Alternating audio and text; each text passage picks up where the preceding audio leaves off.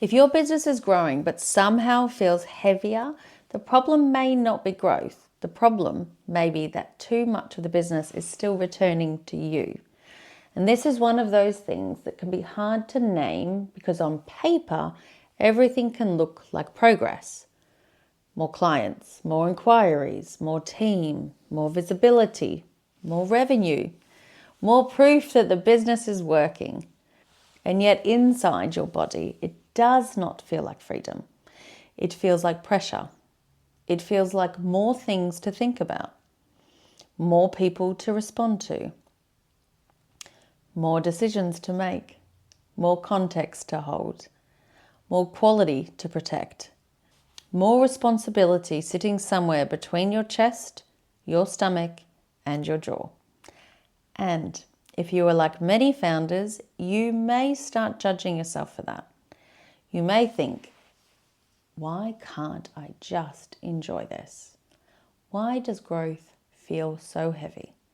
Why am I tired when this is what I wanted? And I want to offer you a different lens. Maybe growth is not the problem. Maybe the business is growing, but the structure is still bringing everything back to you. That is what I call return to founder friction. Return to founder friction is what happens when decisions, context, approvals, emotional weight, and quality control keep cycling back to the founder. It is the invisible drag in a business that technically looks successful, but internally feels too dependent on one person. And that person is usually you. That is not a character flaw. It is not a sign that you are bad at delegating. The business has outgrown the way it was originally built. And that matters because so many founder-led businesses are built around the founder's capacity at the beginning. Your taste, your standards, your instincts, your responsiveness, your ability to read a client, your ability to fix things quickly, your ability to hold a lot of context, your ability to make people feel safe, your ability to do the thing really, really well. At first, that is the advantage. Later, if you do not build around it properly, it becomes the bottleneck because the business learns to move through you. The team learns to ask you. Clients learn to expect you. Delivery learns to depend on you. Sales learns to need your energy. And eventually, your capacity becomes the ceiling. Not because you are not powerful, but because no human being is meant to be the entire operating system of a growing business. So let's talk about what return to founder friction actually looks like. It looks like a team member asking, can you just check this?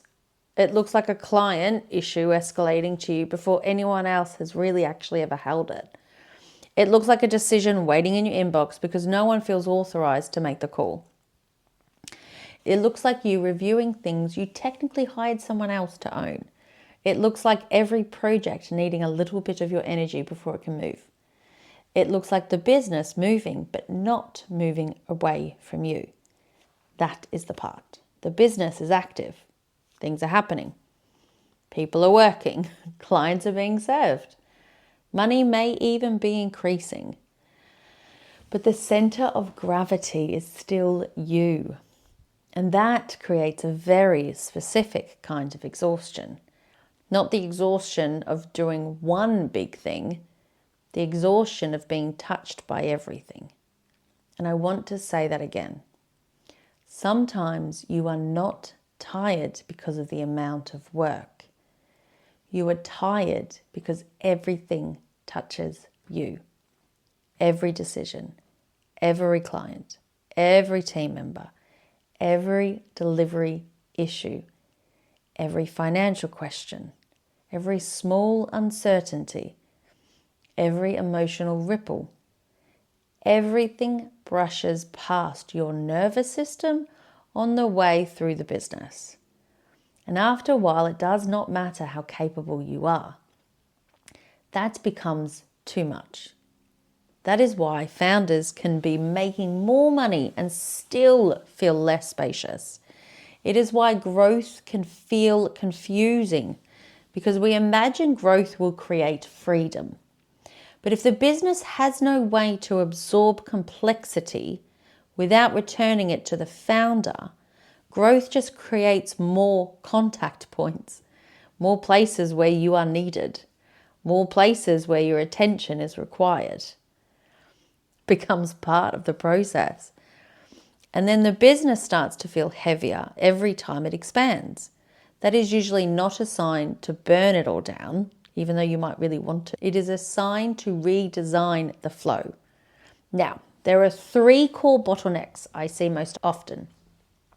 The first is the decision bottleneck. This is when too many decisions still need your input. The second is the delivery bottleneck. This is when you are still the quality control layer. The third is the energy bottleneck. This is when you are holding the emotional tone, urgency, and pressure of the whole business. So let's unpack those now. The decision bottleneck is probably the easiest one to see. It sounds like, what do you think? Are you happy with this? Should we do this or that? Can you approve this? What would you say here? None of these questions are bad on their own. The issue is volume.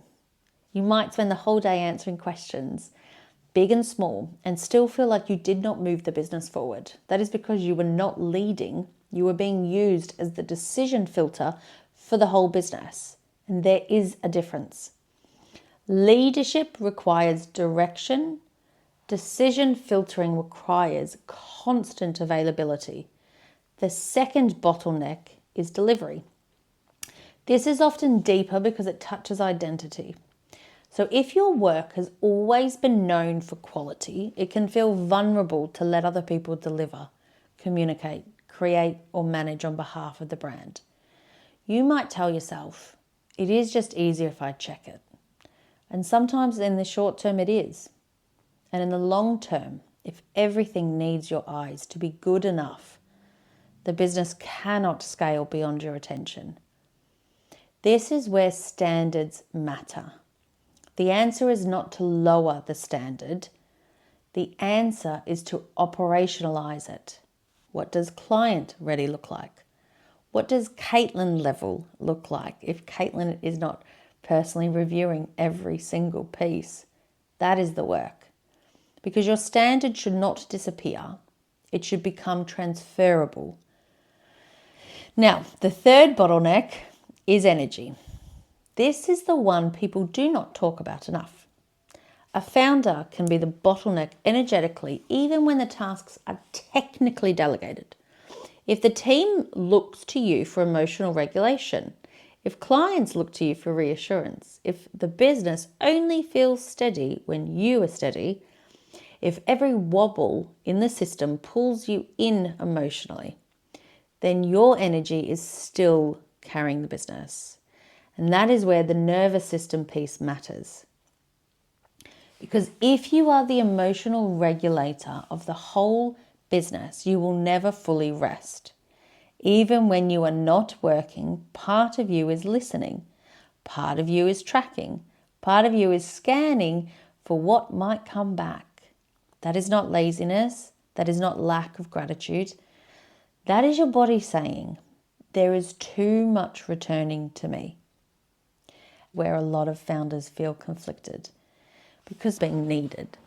Part of you may love being the one who knows. Part of you may feel safe when everything runs through you. Part of you may associate being central with being valuable. And that is not wrong. It makes sense. Especially if you built the business through your own resilience, intuition, creativity, and care. But the next level asks a different question, not how do I keep proving my value by holding everything, but how do I build something that can hold the value without constantly extracting it from me? That is a different level of leadership. That is the calm CEO shift. And it is not just operational. It is emotional. It is energetic. It is identity level. Because to reduce return to founder friction, you have to become safe with not being the center of every movement. You have to become safe with the business moving without your fingerprints on every detail. You have to become safe with support and trust. You have to become safe with standards being held by structure, not just by vigilance. And this is where manifestation becomes practical.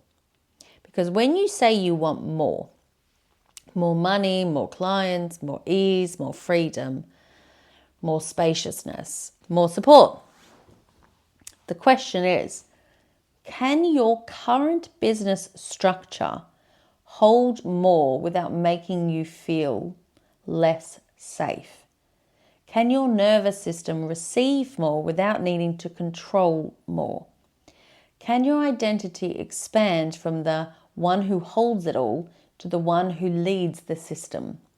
That is the real work. So how do we begin reducing return to founder friction? First, you map the return loops. For 1 week, notice what comes back to you. Not with shame, just actual data. Questions keep coming back. What decisions keep landing with you? What projects need your attention before they can even move? What client issues escalate? What parts of the business can feel like they cannot breathe unless you touch them? This is your friction map. It will show you the truth very quickly. Second, you define decision rights. Who owns what? Not vaguely, clearly. Who owns the client experience? Who owns delivery? Who owns content? Who owns operations? Who owns sales follow-up? Who owns internal communication? Who can make what decisions without you? And where do they genuinely need your input? This is where leadership becomes clearer. Third, clarify what good actually looks like. This is the standards piece. If people keep returning to you because they do not know whether something is good enough, then the standard is still trapped inside your head. Write it down, record a loom, create examples, build a simple checklist. Show what good, better, and not ready looks like.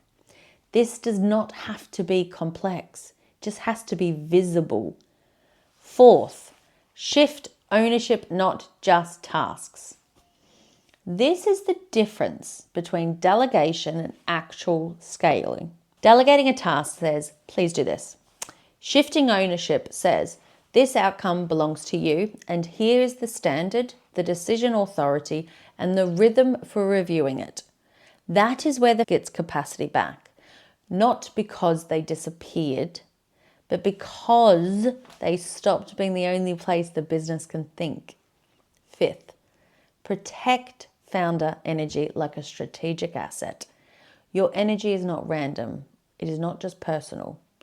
It is one of the most valuable assets in the business because your energy affects the quality of your decisions, the clarity of your messaging, the strength of your leadership, the way you sell, the way you create, the way you hold the vision. So if your energy is being drained by low-level friction that is not just inconvenient, it is expensive, and I want founders to really hear this, protecting your energy is not indulgent. It is strategic. It is not avoidance. It is leadership. Because if the founder is constantly scattered, the business will eventually mirror that. But if the founder is clear, regulated, and supported by structure, the business can begin to move differently. Now, let's bring this into a real example. Imagine you have a service business. You have a few clients, maybe a small team, maybe contractors supporting delivery or marketing. Every week, your team asks you to approve client emails, review drafts, check timelines, answer delivery questions, and weigh in on small issues. You tell yourself it is fine because each question only takes 5 minutes. But 5 minutes, 10 times a day, across a whole week, is not 5 minutes. It is a fragmented nervous system. It is your focus being broken again and again. It is your leadership energy being used in tiny leaks. Now, imagine instead that you define, here are the 3 types of client issues the team can handle without me. Here is when something escalates. Here is the response standard. Here is the tone. Here is the timeline. Here is a weekly review where we improve the system. Suddenly, your team has more clarity. Interruptions, the client experience becomes more consistent, and your body starts to feel less like it has to be constantly listening. This is what we are creating, not disconnection, not detachment, not cold systems, supportive structure. A business that can breathe, a business that can move, a business that does not require your nervous system to be the glue. And if you are listening to this and realizing, oh, this is me, I want you to know that that's not bad news. It is actually very good information, because the friction tells you where the next layer of structure belongs. If decisions keep returning, you need decision architect. If quality keeps returning, you need clearer standards. If team questions keep returning, you need ownership and decision rights. If emotional pressure keeps returning, you need boundaries and rhythm. If everything keeps returning, you probably need a full operating system reset. And this is why I created the Calm CEO map. Because so many founders do not need another random tactic. They need to see the shape of the business. They need to see where the friction actually lives. They need to understand what is actually draining them. They need to stop diagnosing themselves as the problem and start seeing the system clearly. Because you are not the problem, but you may be the place where the problem keeps landing. That distinction matters. And once you can see that, you can lead differently. You can stop asking, what is wrong with me? And start asking, what is the business returning to me that it should be able to hold? That question alone can change the way you lead. So as you finish this video, I want you to reflect on 3 things. First, where does the business still depend on me too much? Second, what keeps coming back that should have a clearer owner, rule, or rhythm? And third, what part of me still feels safer being needed than being supported? The last one is the deeper one, because sometimes we say we want support, but support requires us to release an identity. The identity of being the rescuer, the identity of being the only one who knows, the identity of being the one who can hold it all, the identity of being indispensable. And I say that with so much love, because many of us became indispensable for so many good reasons. Seasons where we had to be strong. We built from seasons when there was no backup plan. We built from seasons where our capacity was the thing that kept everything moving. But the next season may not be asking for more of that. It may be asking you to become supported. It may be asking you to become clearer. It may be asking you to let the business grow a nervous system of its own. That is what I mean when I say the Calm CEO is not just a mindset, it's an operating system. It's the inner and outer structure that lets you grow without constantly returning to chaos. So if this spoke to you, start with the Calm CEO map. It will help you identify where your business is still coming back to you, where the hidden friction is sitting, and what needs to be simplified so growth does not keep feeling so heavy. Because you are not the problem, but you may be the place where the problem keeps landing. And once you can see that clearly, you can lead differently. You can stop asking, what is wrong with me? And start asking, what is the business returning to me that it should be able to hold? And if you want more calm CEO strategy like this, the deeper conversations around capacity, leadership, nervous system safety, money, systems, and scaling without self-abandonment, sign up for my newsletter. That is where I share the more intimate founder-level reflections that do not always fit into one video. And I'll leave a link below for the Calm CEO map and the newsletter. But for now, just remember, growth does not have to feel heavier. It may not mean you are doing it wrong. It may mean the business has outgrown the version of the structure that got you here. And that is not failure. That is the invitation into your next level of leadership. Have a wonderful rest of your day. And as always, I'll see you in the next video.